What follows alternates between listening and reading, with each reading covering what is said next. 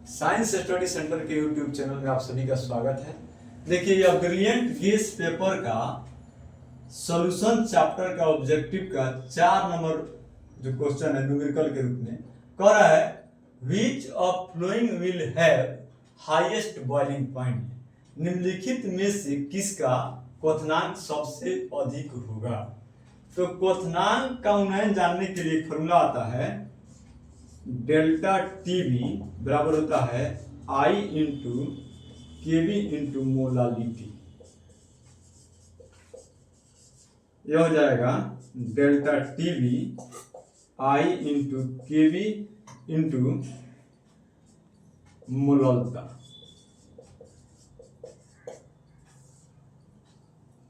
अब delta TV जानने के लिए सबसे पहले आई निकालना होगा। केवी सभी के लिए कांस्टेंट राशि होता है। मोलता सबके लिए फिर अलग अलग हो जाएगा। तो यहाँ पर 4 जो कंपोनेंट हैं ग्लूकोज, सुक्रोज, NaCl और यूरिया, इन चारों के नेचर के बारे में जानना होगा। जैसे यह है ग्लूकोज, उसके बाद है सुक्रोज, उसके बाद है NaCl और उसके बाद है यूरिया।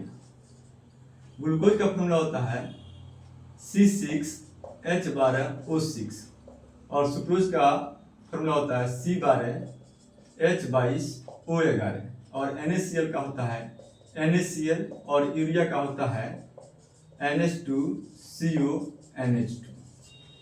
अब देखिए, सबका अगर मोलर मास निकालें, मोलर मास, तो इसका तो बताइए कि 180 ग्राम पर मोल होता है। इसका हो जाएगा 342 ग्राम पर मोल।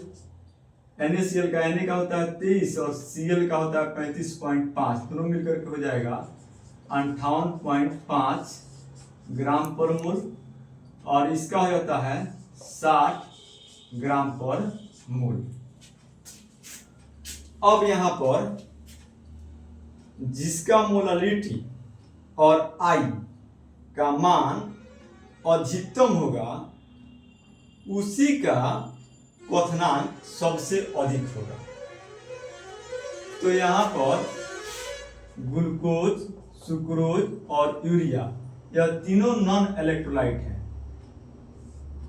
C6H12O6, C12H22O11 और फिर NH2CONH2, यह तीनों नॉन इलेक्ट्रोलाइट है, नॉन इलेक्ट्रोलाइट है। और एक है यहाँ पर NaCl इलेक्ट्रोलाइट। अब नॉन इलेक्ट्रोलाइट इलेक्ट्रोलाइट में अंतर समझ लीजिए। इसको अगर जल में डालते हैं तो जितना मोल डालेंगे उतना का उतना ही रहेगा, और इसको अगर जल में डालते हैं तो यह टूट जाएगा Na प्लस और Cl माइनस। तो यह नहीं टूटता है, इसलिए इसमें हमेशा I का मान 1 रहता है। I का मान 1 रहता है। यह टूट गया तो इसमें हम डिसोसिएशन के पहले और डिसोसिएशन के बाद मोलों की संख्या देखेंगे। तो डिसोसिएशन के पहले इसका 1 मोल है और डिसोसिएशन के बाद इसका 1 मोल Na प्लस हो गया और 1 मोल Cl माइनस हो गया। तो यहाँ पर अगर हम I का मान निकालते हैं तो 1 + 1 बटा 1 यानी कि 2 हो जाएगा। अब देखिए, मोलालिटी में सब चीज सेम है, अंतर सिर्फ आएगा मोलर मास की वजह से, और जिसमें जिसका मोलर मास सबसे कम होगा उसका मोलालिटी सबसे अधिक होगा। तो NaCl का मोलर मास भी सबसे कम है।